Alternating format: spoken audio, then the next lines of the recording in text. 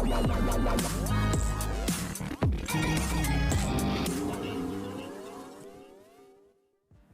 भारत पर टेलीकास्ट होने वाले टीवी सीरियल राधा कृष्ण की कहानी में आज रात क्या होने वाला है, चलिए आपको बताते हैं कि कैसी रही आज रात की कहानी और कैसे हुआ इस शो में जमकर एंटरटेनमेंट।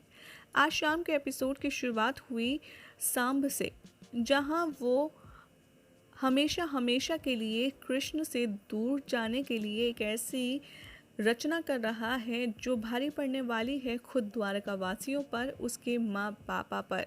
आप देखेंगे कि कैसे साम ये कहता हुआ आएगा नजर कि मैं जहाँ भी जाऊंगा मेरे हृदय में सदैव द्वारका नगरी रहेगी। तो दूसरी ओर श्री कृष्ण राधा को अपनी चिंता बताते हुए कहेंगे कि मैं कुछ भी कर लूँ राधा, किंतु नियति को नहीं रोक पा रहा हूँ। राधा कृष्ण को समझाते हुए कहती हैं, कृष्ण सब कुछ ठीक होगा, तुम विश्वास रखो और चिंता मत करो।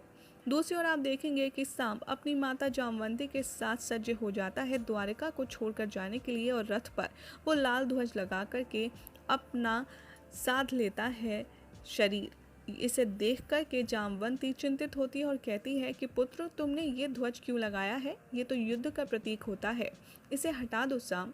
लेकिन सांब अपनी माँ की एक नहीं मानता और वो ध्वज लगा रहने देता है। इन दोनों की बात चल ही रही होती है कि वहाँ पर अनिरुद्ध पहुँच जाता है और वो सांब को पूछता है कि आप तो यहाँ से जा रहे हैं, फिर मुझे आपका संदेश कैसे मिलेगा। सांब अनिरुद्ध को समझाते हुए कहता है कि मैं संदेश तुम्हें इस तीर की मदद से दूंगा, जब ये मेरा तीर चमकता हुआ तुम्हें नजर आए तो समझ जाना कि मैंने तुम्हें बुलाया है। तभी वहाँ पर बलराम आते हैं और सांब के रथ पर लगे ध्वज को देखते हैं और कहते हैं कि तुमने ये ठीक नहीं किया है सांब, ये उचित नहीं है, इसे हटा दो। सांब सोचता है कि अगर मैं ताऊ श्री से बहस करने बैठा तो बेकार में ही समय व्यर्थ होगा, इसीलिए वो बलराम दाऊ के एक बार कहने पर वो लाल ध्वज हटा देता है और सबसे आज्ञा लेकर के द्वारका से प्रस्थान कर लेता है। दूसरी ओर आप देखेंगे कि श्री कृष्ण बलराम दाऊ से बात करेंगे और उनसे कहेंगे कि आपको पता है ना, सांब महादेव का प्रसाद है और वो कभी भी जानकर वो चीज़ कर सकता है जिसे वो करना चाहता है। वो जो भी करने वाला है, वो जो भी कर रहा है वो करके ही मानेगा। वानासुर इसी बीच में आक्रमण कर देता है द्वारका पर और अनिरुद्ध दूसरी तरफ उसके महल में जा पहुंचता है। यहाँ आप देखेंगे कि वानासुर और श्री कृष्ण के बीच का युद्ध शुरू हो जाएगा, जहाँ पर वानासुर एक एक करके श्री कृष्ण पर वार करेगा, उन्हें ललकारेगा और उन्हें उकसाएगा युद्ध के लिए। लेकिन श्री कृष्ण शांति का दान देंगे और कहेंगे कि मैं आत्मसमर्पण स्वीकार करता हूँ, तुम लौट जाओ। वानासुर कहता है कि आखिर मैं तुम पर विश्वास कैसे करूं, तुम छलिया हो, तुम रणछोड़ हो, तुम अगर मेरे सामने आकर के अपनी नाक रगड़ो तो मैं इस विषय में कुछ सोच सकता हूँ।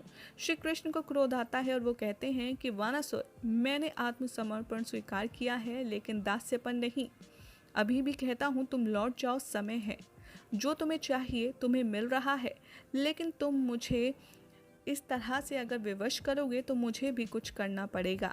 यहाँ श्री कृष्ण पर वार पे वार चलाता है और उन्हें परेशान करता है, जिसके पश्चात श्री कृष्ण फाइनली अपना सुदर्शन चक्र बुलाते हैं और यहाँ पर उसकी ओर छोड़ देते हैं और युद्ध शुरू होता है। दूसरी ओर आप देखेंगे कि जामवंती को लेकर के सांब जा ही रहा होता है कि जामवंती अलग मार्ग देखकर सांब से पूछती है कि पुत्र ये मार्ग तो उचित नहीं लग रहा, ये पांचाल जाने का रास्ता नहीं है, ये तो हस्तिनापुर जाने का रास्ता है। तब सांब रथ रोक कर अपनी माता को वो पत्र दिखाता है जिसमें लक्ष्मणा ने अपने लिए मदद की गुहार लगाई होती है। जामवंती को सांब बहुत अच्छे से अपनी बात समझा देता है, मनवा लेता है और जामवंती भी हस्तिनापुर जाने के लिए सज्ज हो जाती है। अब ऐसे में देखना होगा काफ़ी इंटरेस्टिंग कि जब श्री कृष्ण से जो घनिष्ठ दुश्मनी मानता है उसकी पुत्री को ब्याह करके जब श्री कृष्ण का पुत्र द्वारका लौटेगा तब क्या होगा, कौन सा बड़ा अनर्थ होगा, ये सब कुछ देखना होगा आने वाले एपिसोड में। बेहद इंटरेस्टिंग।